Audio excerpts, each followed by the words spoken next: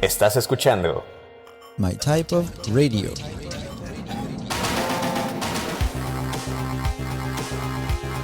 Un podcast de desarrollo web en español. Somos Axel Martínez, Arturo Mosqueda. Comenzamos.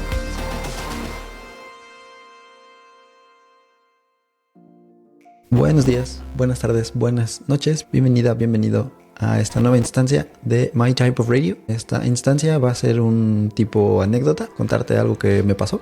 Y bueno, como ya viste en el título, es acerca de una migración y mi primer proyecto con Next.js. Entonces, bueno, había una app que estaba creada en Angular 12, por ahí.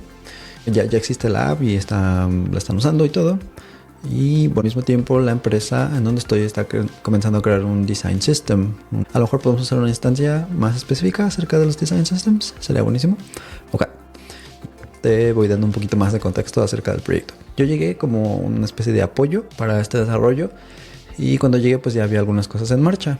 La aplicación como tal de Angular 12 que te contaba antes, pues eso que ya existe, ya está, digamos, en producción o lo que sea. Y bueno, existía también este repo de Next 14 ya creado, ya había un pipeline había un ambiente de deployment remoto. Y bueno, esta parte no le he movido demasiado todavía, ¿no? Esto ya es como haces el merge a develop y él solito hace todo. Entonces aquí no le he movido demasiado. También tiene una mezcla de CSS con Tailwind y bueno, pues eso es, así está. Aprovecharon Tailwind en este caso, pero también crearon como archivitos de CSS para diferentes partes. Entonces bueno, estaba ahí la mezcolanza. En caso, pues yo procuré casi que no tocar lo que ya estaba, porque si ya funciona, pues no lo toques, ¿no?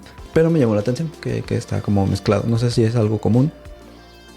Desde mi perspectiva y por lo que he podido ver un poco, se supone que no. Es más como que utilices y aproveches Tailwind para todo en general. Pero en fin, esto es lo que hay, ¿no? Como dicen por ahí. Ya existía un diseño en Figma, entonces algunas de las pantallas pues ya habían sido creadas por otros devs.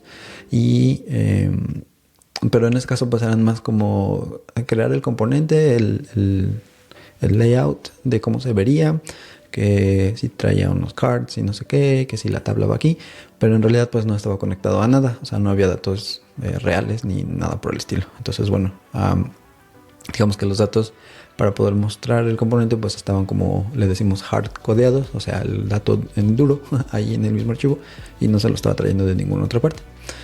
Y bueno, eso es más como más o menos el panorama al que yo llegué, ¿no?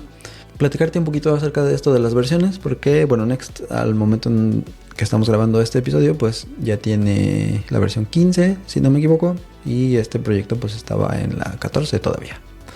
Hablar de también que pues no pude actualizar la versión.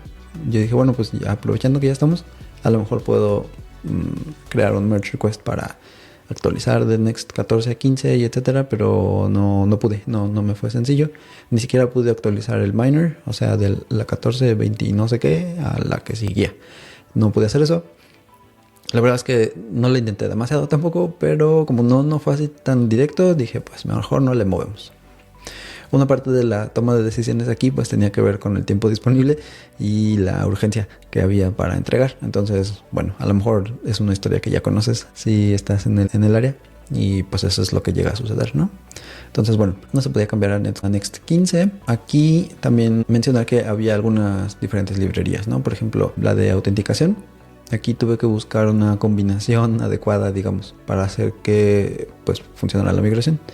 Básicamente lo que terminé haciendo fue duplicar y traer código de la aplicación original para hacer el setup de autenticación y que el backend, que en realidad pues es como un servicio en la nube, pues llegara a pensar, entre comillas, que pues se trataba de la misma app, ¿no? Aquí pues fue copiar varios archivos. Al final, como yo entiendo que sucedió, es que terminé recreando a mano el resultado de ciertos comandos que se ejecutan desde una utilería de consola que es provista por el servicio que te digo que nos proporciona la autenticación. Pero como ya lo habían usado, digamos, ya lo habían creado para la app de Angular, entonces pues yo me fui trayendo cositas de ahí, archivos y pedacitos de código y poniéndolos en esta app de Next. De manera que para el backend de autenticación, para el servicio que tenemos, pues fuera como transparente, digamos. Decir que es esta misma aplicación la que ya se está conectando, a la que ya estaba configurada y todo, pues ya no habría problemas con la autenticación. Así que pues digamos que eso nos ahorró un poquito de tiempo para no tener que volver a configurar cosas y así, ¿no? Crear una nueva app del otro lado, que por cierto pues a esa parte yo no tengo acceso y pues fue una de las razones, ¿no?, por las que hubo que hacerlo de esta forma. Entonces, algo que me había ayudado a mí como para hacerme una idea es que cuando yo estuve trabajando en una startup utilizábamos igual un servicio muy similar y pues ahí como que yo ya tenía una idea así como de, pues a lo mejor lo que está sucediendo del otro lado es algo como esto y esto y por eso requiero estos archivos aquí y aquí y por eso, no sé, esta variable de entorno con este nombre, etcétera, etcétera.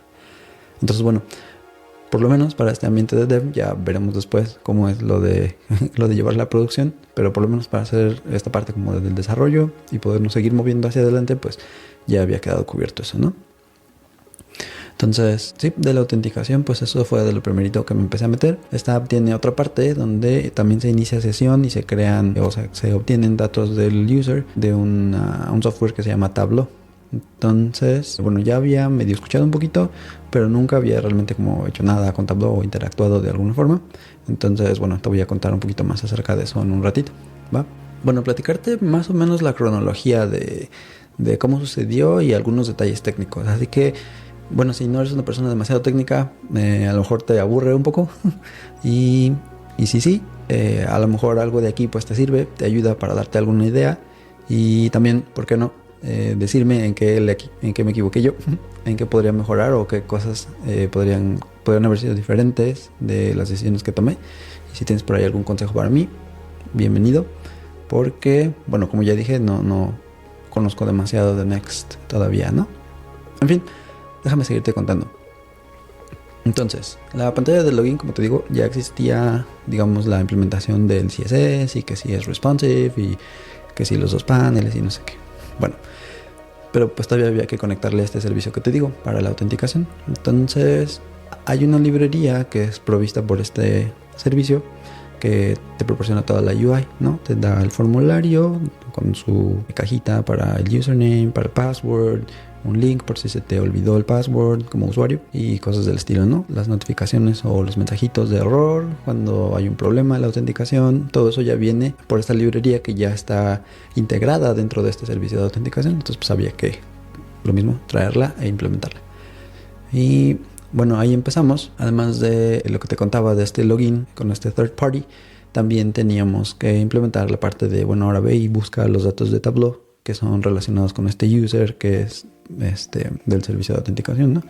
Entonces, bueno, ahí hubo que ir, fue de las primeras cosas que hice, fue ir y buscar en el código de Angular cómo estaba hecho, qué cosas se requerían para poderse traer los datos, etcétera, en qué momento se hacía y todo. Entonces, bueno, a lo largo de todo el proyecto hubo mucho a lo que yo le llamé ingeniería a la reversa, reverse engineering, para poder averiguar qué estaba haciendo la otra app, de qué se trataba y luego implementarlo de este lado. En fin, ya que dijimos del login de Tableau y que me traje pues mucha lógica de allá como de Angular y luego la traté de implementar acá, ahora necesitaba como de las pantallas que ya existían, pues ahora sí llenarles los datos con algo más real, ¿no? Que no fuera algo hard-coded. Y lo primero en lo que pensé fue en el trabajo anterior estábamos utilizando React Query, que ahora se llama TanStack Query. Y me pareció una solución muy elegante y muy práctica también.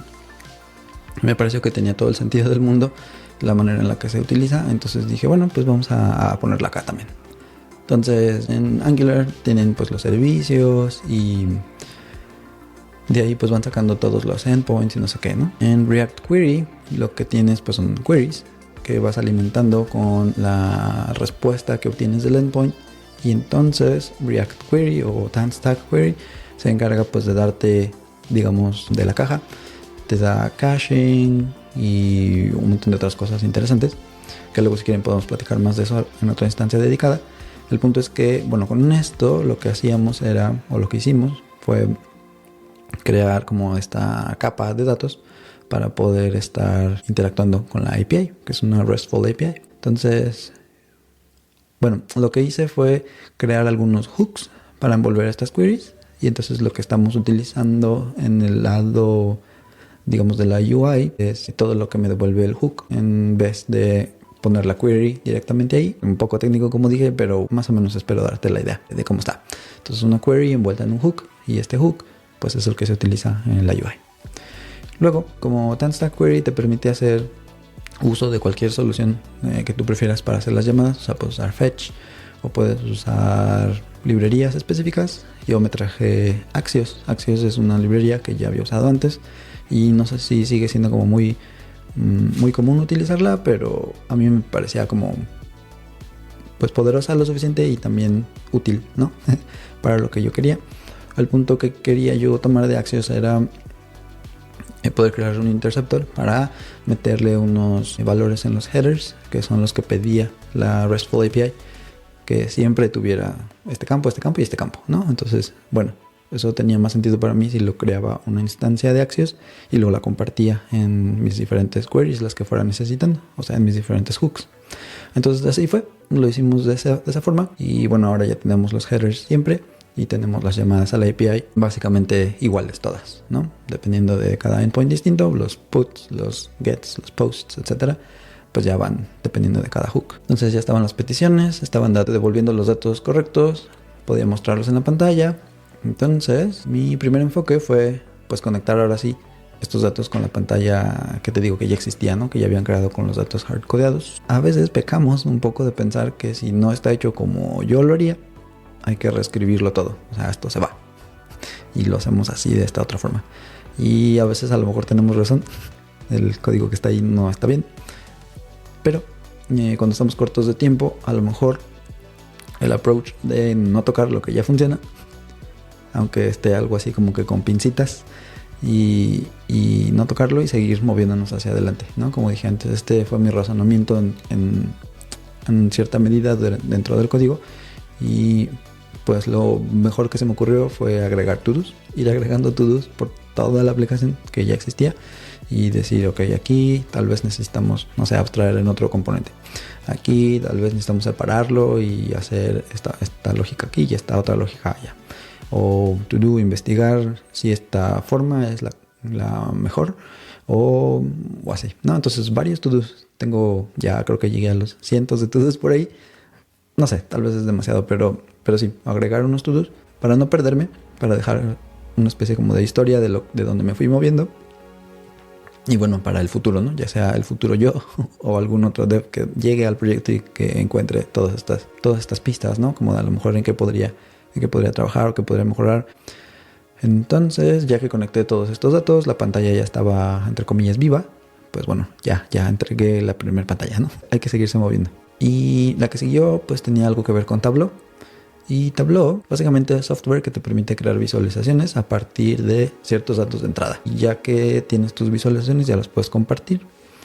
En este caso en particular, por medio de un iframe. Y este iframe, pues es algo que queríamos embeber en nuestra aplicación. Y bueno, colocar ahí las visualizaciones, ¿no? Entonces, en la app original, en la app de Angular, se hacían muchas cosas a mano y había varios tipos de datos any, porque bueno, Angular utiliza TypeScript por default y las anotaciones del código también tenían como any's, ¿no? Por todos lados. Entonces, uno de mis objetivos era no permitir que esto fuera como tan común y buscar alguna alternativa para que pudiéramos proporcionar los types correctos y bueno, que pudiéramos irnos guiando de eso también al mismo tiempo, porque cuando estás creando tu código y tienes los tipos disponibles, pues es más fácil también implementar, ¿no? Entonces bueno, ahí me fui como por un rabbit hole, me fui como por este caminito siguiendo pistas y tratando de ver cómo podía implementar diferente la parte de Tableau. Entonces ahí sí, digamos que pasé un buen rato. Pero bueno, como dije, leí mucho, busqué una versión adecuada, igual como dije antes, buscar las versiones para el server de Tableau al que nos estamos conectando y tratar, ¿no? de que nos pudiéramos traer algo que nos funcionara, que nos diera los tipos y que además pues pudiéramos embeber esta vista de Tableau. Ya instalé la versión compatible, creé un componentito de React para envolver esta lógica que me traje del otro lado y bueno, tratar de seguir moviéndonos, ¿no? Eso es lo que pensé. y pensé que te iba a contar como esa parte y ya, ¿no? Pero la verdad es que sí pasé mucho tiempo tratando de que funcionara correctamente. Tuve que hacer varias cosas pues a prueba y error para que todo funcionara.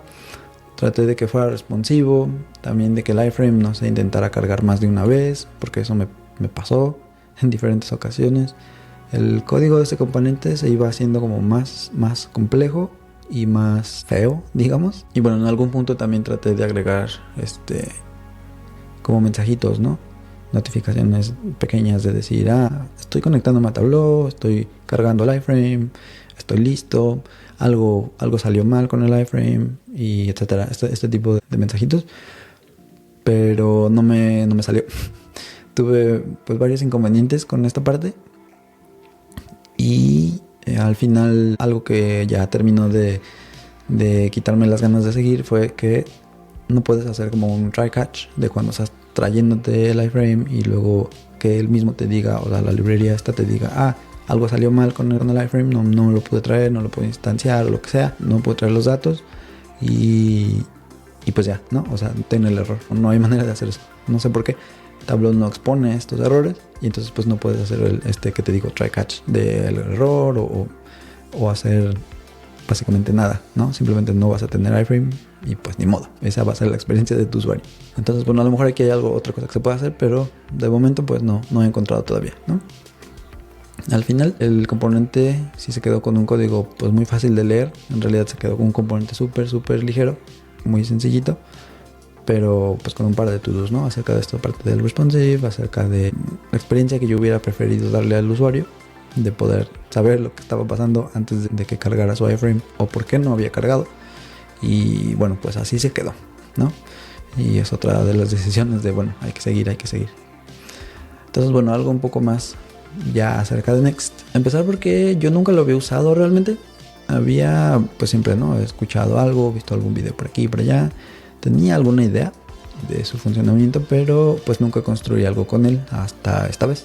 Entonces el primer paso fue pues ir a la documentación, leer todo lo que pudiera en el menor tiempo que pudiera para poder familiarizarme con los conceptos, la filosofía de la tecnología en general, empaparme, como decimos, lo más que pudiera para poder aprovechar el framework y hacer pues las cosas entre comillas a la manera de Next, ¿no?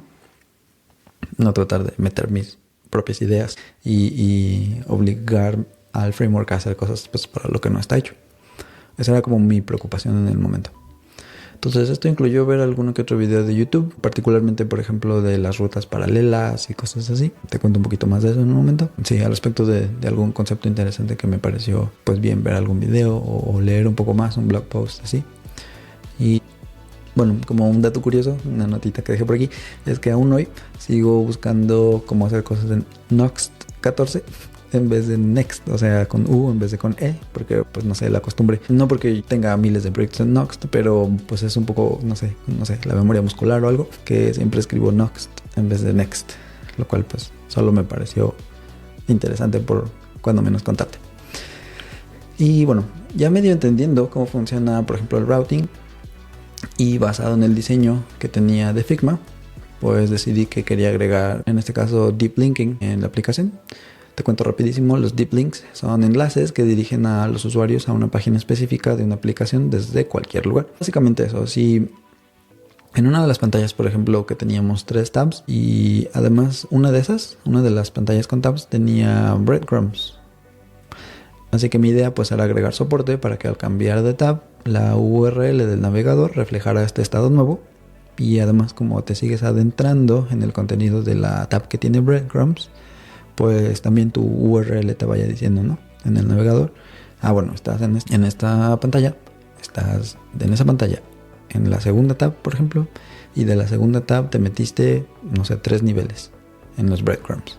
Y entonces, pues de esta forma, ya puedes tomar la URL y compartirla con otro user, puedes hacer un bookmark del estado en el que estás, del punto en el que estás de la aplicación, y pues es más fácil regresar a él, ¿no? Y ya con esto, te decía, aprendí esto de las rutas paralelas, aprendí que hay un archivo page, un archivo layout, un archivo default, y luego me tomó un poquito también poner todo en su lugar porque, por ejemplo, al recargar la página me mandaba a un not found, a un 404, ¿no? Y era así como, ¿y por qué? Pero así está aquí.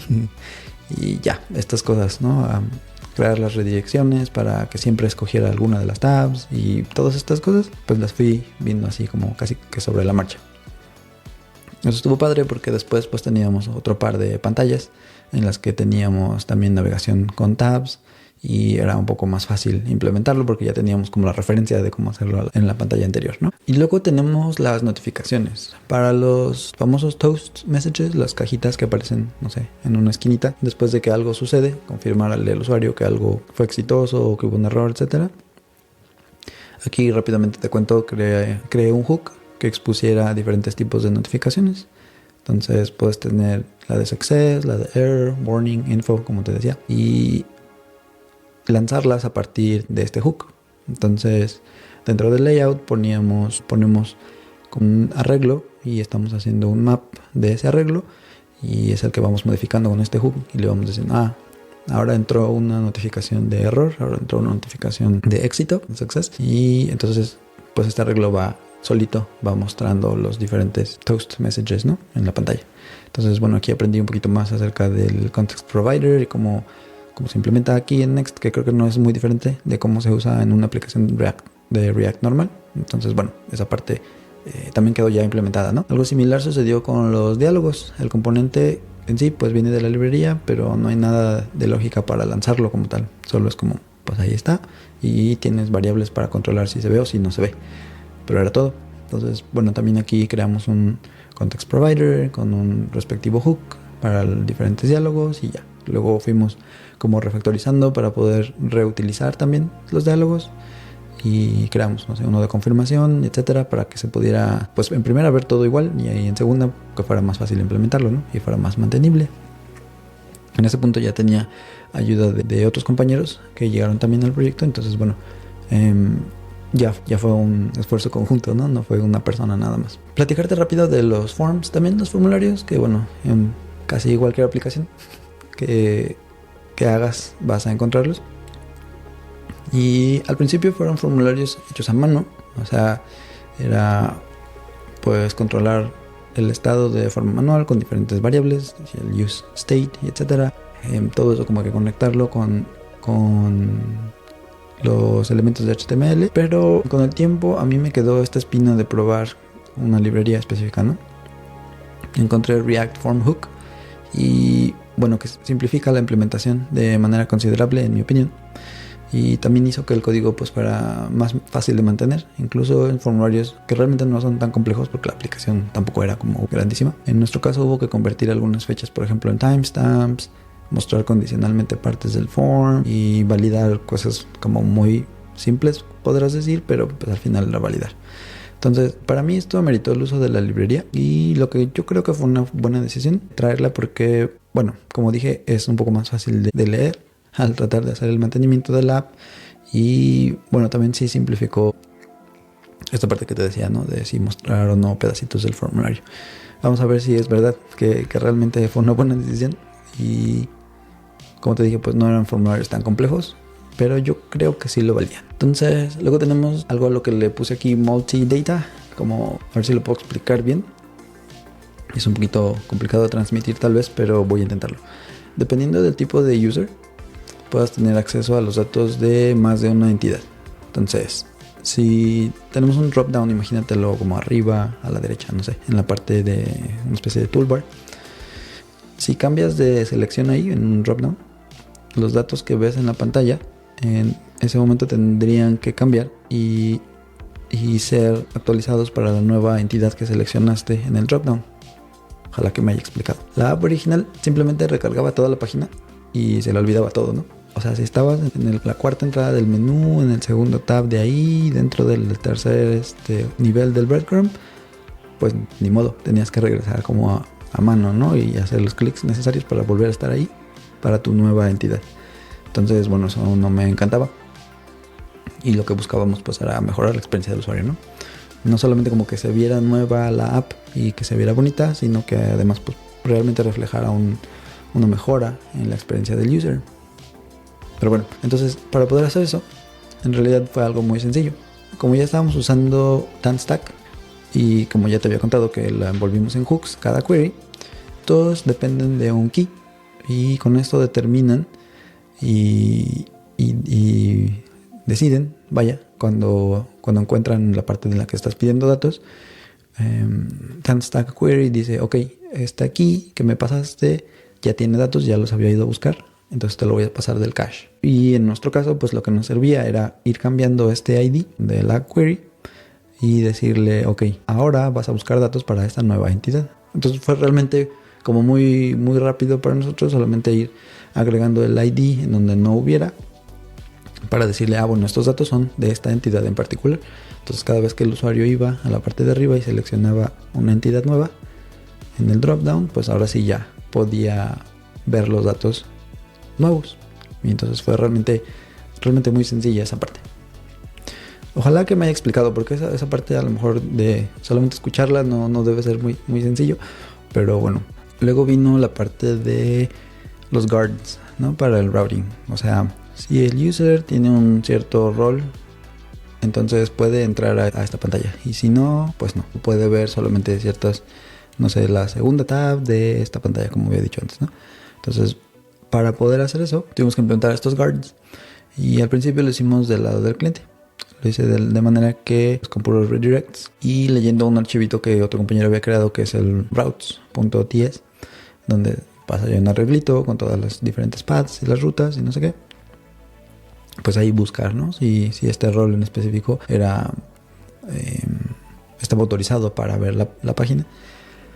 Pero algo que no me encantaba, pues era que habiéndolo hecho del lado del cliente, el browser iba a mostrar como un flashazo de la UI. Algo así como que, mira, esto es lo que podrías ver si tuvieras permiso, pero como no tienes, se va. Y pues eso no me gustaba.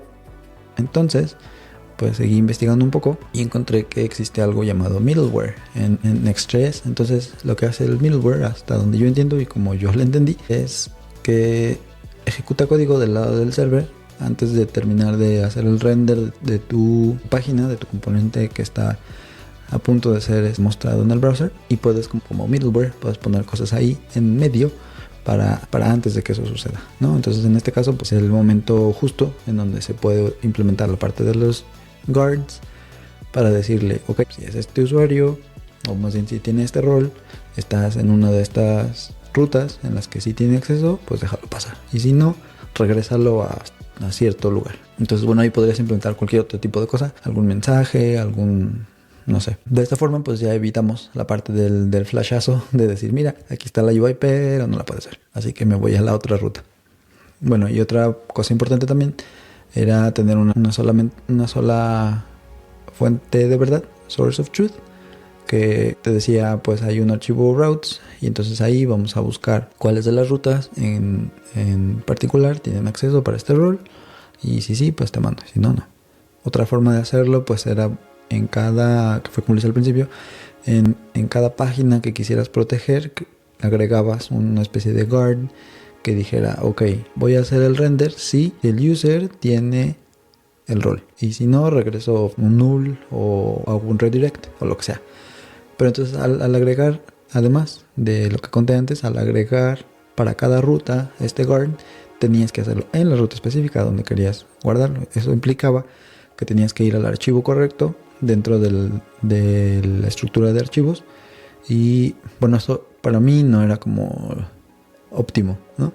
Lo mejor pues es tener, en mi opinión, en el archivo de routes la especificación, como dije antes, en una sola fuente de verdad, de forma que al mantener la aplicación, pues todo lo que tengas que cambiar es este archivo de routes y no ir al sistema de archivos e ir buscando en cada ruta pues lo que necesitas cambiar.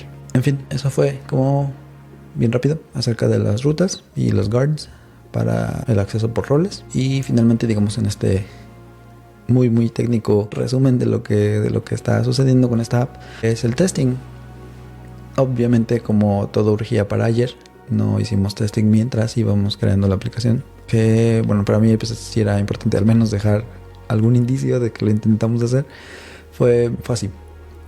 Yo sé que Jest es muy popular y casi que la opción por default, ¿no?, para agregar tests en React, pero no hace mucho, o a lo mejor sí, ya la verdad no tengo bien la noción del tiempo, que salió Vitest. Vitest es una alternativa especialmente basada en Vite y que es compatible con la API de Jest. Entonces, dije, bueno, por experimentar más que otra cosa, ¿por qué no integramos VTest y vemos qué onda, ¿no? A la vez, pues también trajimos React Testing Library y bueno, de aquí decir que la extensión para VS Code es muy buena, hace que sea muy cómodo escribir los tests y bueno, también seguirles la pista, ¿no? Porque pues partes de tu editor se convierten en pedacitos de VTest y te va diciendo, mira, aquí hay un panelcito con todos los tests y este test lo puedes correr o este test falló dentro de tu suite, cosas así.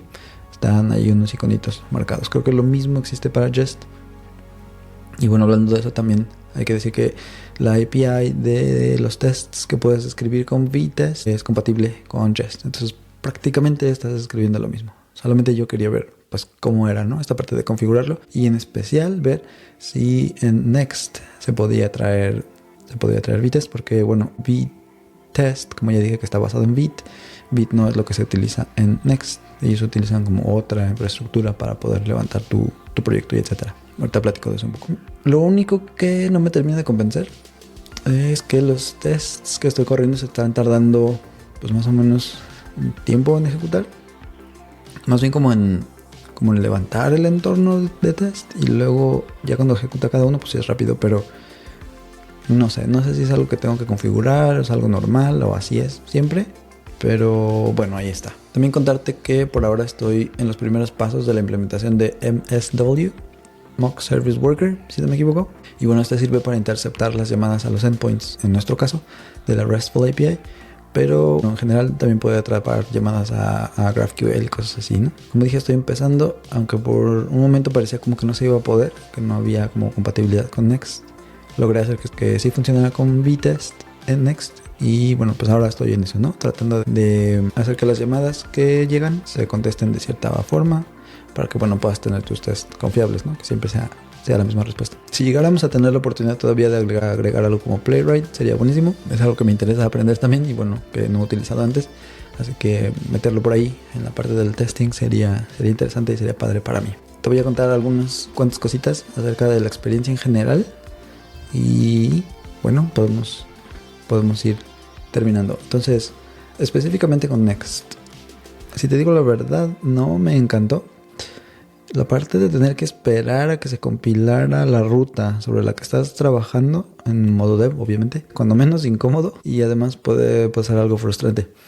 No sé si hay algo que se pueda hacer aquí o si esta es la experiencia normal, pero algo que sí noté es que no genera mucha confianza si estás mostrando a alguien tu pantalla y por cualquier razón acabas de reiniciar tu ambiente de desarrollo y bueno, quieres mostrarle la ruta en la que estás trabajando, lo que sea, y no sucede nada, entre comillas, por un rato, entonces necesitas explicarles, ¿no? Como es que está compilando y como estoy en modo dev y acabo de reiniciar o sea, es un rollo. No debería, en mi opinión, ser un tema del que hablemos en estos tiempos que corren hoy en día, ¿no? Pero bueno, eso como un punto por ahí. La documentación en general sí me sacó de varios apuros. Como dije antes, pues fue de lo primero que fui a buscar. He podido entender más o menos de lo que se tratan las cosas, los conceptos y así. Algo que sí me gustó también es que puedes cambiar entre versiones. También, o sea, de la documentación. Pues bueno, no estoy usando la 15, que es la última. Estoy usando 14. Y además, por ahora tienen estos dos conceptos del Pages Router y el App Router. Entonces, bueno, bien no sé qué significa. Solo sé que Pages, puedes crear una carpetita, Pages, y de ahí va tomando una estructura de archivos para generar las rutas. O puedes utilizar toda la carpeta como app para que él solito determine, dependiendo del nombre de tus archivos y de tus carpetas, etcétera, cuáles son las rutas. Entonces, bueno, lo que decías de la documentación, puedes escoger si estás utilizando la versión 14, 15, y si de esas versiones estás utilizando Pages Router o App Router, etcétera, y la documentación, pues en teoría, o al menos en mi experiencia, pues sí te va diciendo los detalles específicos para cada versión y para cada tipo de routing que estás haciendo, ¿no? Entonces, bueno, eso me pareció muy bien. Hubo un par de circunstancias en las que la integración con Next, así lo digo entre comillas, o sea, como meter algo a Next, otra librería externa, me costó más trabajo del que yo esperaba, porque parecía como que Next no se llevaba bien con la librería, como dije antes, lo de MSW, por ejemplo, y otras cosas. Por ahí a lo mejor es una impresión errónea que yo tengo, pero el sentimiento de que había que como buscar la forma y tratar de hacer algo, no sé, distinto para que algo muy específico funcionara con el framework, yo sentía como que estaba perdiendo más tiempo del que me hubiera gustado. A lo mejor esto es normal y es común para pues diferentes frameworks con diferentes librerías, porque obviamente pues el ecosistema es gigantesco. Pero bueno, volviendo a mi experiencia, pues no fue muy agradable, que digamos. Algo que confirmé respecto a lo del ecosistema, pues es eso, ¿no? Esta moneda de dos caras del ecosistema de React. Tienes, por un lado, muchas librerías, componentes, tutoriales, blog posts, videos de cómo implementar algo, y pues eso es muy útil cuando te estás haciendo a la idea, ¿no? Del concepto en general que quieres implementar. Pero al haber tantas formas de hacer una sola cosa, siempre me quedaba como la desconfianza de que mi solución fuera la adecuada. Entonces, no sé, esa parte me dejó un poquito intranquilo, por decirlo de alguna forma. Aunque bueno, como dije, son diferentes formas de solucionarlo. Y esta idea de que al final es JavaScript, a lo mejor también da un poco de confianza, ¿no? Al final, porque bueno, si es solo JavaScript, en este caso era un proyecto de TypeScript, pero para el caso es lo mismo, para este punto. En saber que iba a funcionar de esta forma, pues era suficiente. Y como dije antes, había que seguirse moviendo. Entonces, bueno, ya como otro dato curioso, si quieres, usé mucho más Copilot en este proyecto y te he de contar que ha mejorado bastante desde las primeras veces que interactué y que de hecho lo desinstalé por completo. Cada vez es mejor entendiendo el contexto de las conversaciones, porque bueno, ahora hay un chat también, y también que toma el código existente como referencia para tener resultados más precisos. Eso me agrada. O sea, le puedes directamente pasar el código. Yo uso sobre todo el chat. Creo que la integración en línea, o sea, inline del código del editor no me encanta, pero la parte de poder conversar con la AI y decirle estoy haciendo esto, quiero que funcione, quiero que esta parte funcione, y así en general me daba buenas indicaciones. Había otras veces en las que pues de plano me daba una respuesta con una API que ni siquiera tenía nada que ver con la librería que yo estaba usando, o a lo mejor era pero otra versión distinta. Entonces los métodos no se llaman igual, o ya no tienen los mismos argumentos, etcétera, ¿no? Y bueno, eso pues me sacaba un poco del camino, porque no podía seguir avanzando. Tenía que averiguar primero si me estaba como diciendo la verdad este chat, y después por no implementar mi solución. Pero en general fue una experiencia agradable. Yo creo que podemos platicar más de Copilot y etcétera, otros entornos en alguna otra instancia. Pero bueno, en este punto pues no me quejo, porque es algo que está pagando la empresa y yo no tengo que poner de mi bolsa, ¿no? Para aprovecharlo en este caso y para experimentarlo. La verdad es que después de este proyecto, ya para ir cerrando, me he sentido muy bien conmigo mismo, y la capacidad que tengo para tomar ciertas decisiones, para priorizar, e incluso un poquito de esto de delegar el trabajo. Ya te decía, llegaron los compañeros y bueno, ¿y ahora qué vamos a hacer? Bueno, pues a lo mejor esta parte, y ahora a ti te toca esta otra, en lo que yo hago tal y tal, ¿no? Entonces, esa parte fue interesante. Algo que debo decir es que ha sido extremadamente crucial, que tengo compañeros muy capaces y que son muy listos, son muy inteligentes. Además, puedo trabajar con ellos en equipo sin ningún problema. Ya llevamos varios meses, pues prácticamente desde que llegué a la empresa hemos sido compañeros, y ha sido muy bueno trabajar con ellos. Entonces, sí, cuéntame si algo de lo que platiqué te resultó interesante, y en particular, no sé, quieres saber un poco más acerca de alguna de las tecnologías que mencioné, no solo de cómo la utilizamos, sino en general de cómo se usa, con qué se come, y etcétera. Ya sabes que para eso tenemos nuestras instancias de qué es, y algo que me encantaría es traer pues invitados expertos, ¿no? Maintainers, por ejemplo, de las diferentes tecnologías, gente que esté trabajando en estos proyectos, para que pues nos cuenten más detalles, ¿no? De estas librerías, de estos proyectos. Si conoces a alguien, pues avísale, oye, hay alguien por allá que te podría dar un poquito de plataforma para contar un poco más del proyecto, ¿no? Entonces voy a procurar hacerlo por mi cuenta. He estado yendo por algunas librerías de open source y buscando indicios de que las personas hablan español, y me los estoy tratando de contactar, ¿no? Entonces, bueno, eso como invitación también, para que si me estás escuchando y eres parte de alguna de estas librerías, o tienes un proyecto que nos quieres compartir, aquí está los micrófonos abiertos para venir y contarnos. ¿Va que va? Entonces, pues ahí está mi primer proyecto con Next. Cuéntame qué es lo que te parece de las decisiones medio rápidas que te conté que tomé. Con cuál estás de acuerdo, con cuál a lo mejor no. Y si tienes por ahí algún consejo para seguir mejorando, Sería buenísimo poder escucharte. Creo que eso es todo ahora sí. Muchísimas gracias por acompañarme y nos escuchamos o nos vemos en la próxima instancia. Bye.